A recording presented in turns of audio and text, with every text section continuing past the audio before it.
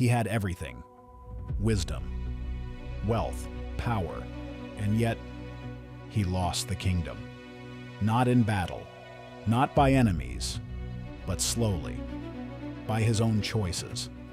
At the height of his glory, when silver was as stones in Jerusalem and kings came from distant lands to hear his wisdom, the king began to change. Solomon had been given what no king before him had received: wisdom beyond measure, wealth beyond comparison, and peace on every side. His name was known across nations, his words were sought by rulers, and his kingdom stood as a sign of stability and blessing. And yet, it was not enough to guard his heart. For Solomon loved many strange women, from nations of which the Lord had said, "Ye shall not go into them, neither shall they come in unto you, for surely they will turn away your heart after their gods." But Solomon clave unto these in love. He took wives from many nations, 700 wives and 300 concubines, and over time, what had once been strong began to bend. This was not a sudden fall. It was a slow turning, a quiet shift, a compromise repeated, until it became direction. For it came to pass, when Solomon was old, that his wives turned away his heart after other gods, and his heart was not perfect with the Lord his God, as was the heart of David, his father. He built high places for Ashtoreth, for Chemosh, and for Moloch. He who had built the temple of the Lord now built altars for other gods. And he did so not in ignorance. And the Lord was angry with Solomon, because his heart had turned. And the Lord said unto him, "Forasmuch as this is done of thee, and thou hast not kept my covenant, I will surely rend the kingdom from thee, and will give it to thy servant. Not in thy days, but in thy son's days." And so, the beginning of division was declared. But even before the kingdom was divided, trouble began to rise. Adversaries appeared: Hadad the Edomite, Rezon the son of Eliada, men who opposed Solomon and troubled Israel, not by chance, but as consequence. And within Israel, another man rose: Jeroboam, a servant of Solomon, a man of strength and ability. Solomon saw him and made him ruler over the labor of the house of Joseph. But one day, as Jeroboam went out of Jerusalem, a prophet met him, Ahijah, and Ahijah wore a new garment. He took that garment and tore it into 12 pieces, and he gave 10 pieces to Jeroboam.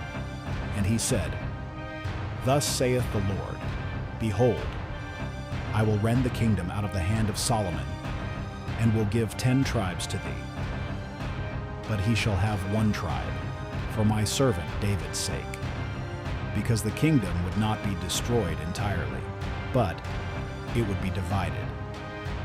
And when Solomon heard this, he sought to kill Jeroboam.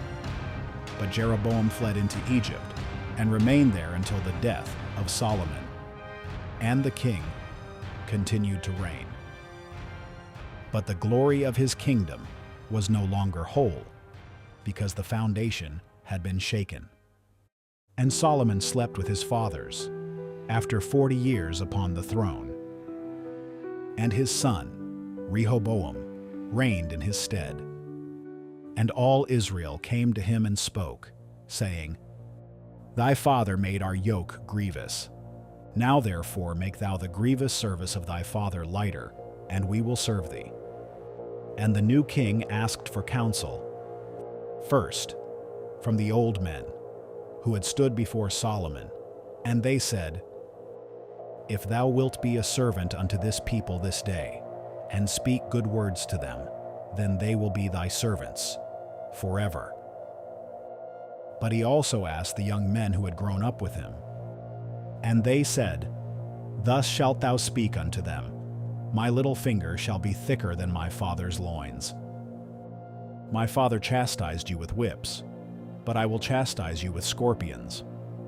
And the king chose the counsel of the young men. And when all Israel saw that the king would not listen, they said, "What portion have we in David?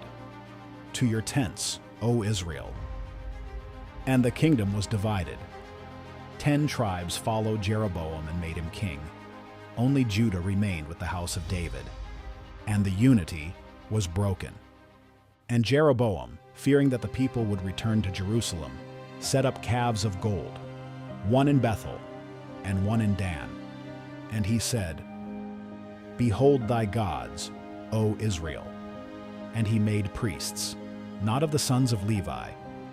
And he changed the feasts, and he established a system, not of obedience, but of control.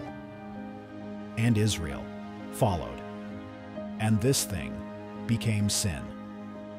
And Judah, though it remained, did not remain faithful. Because even there, high places stood, and the people turned. And what had begun as the greatest kingdom Israel had known became divided, weakened, and broken. Because one king, who had everything, did not guard his heart.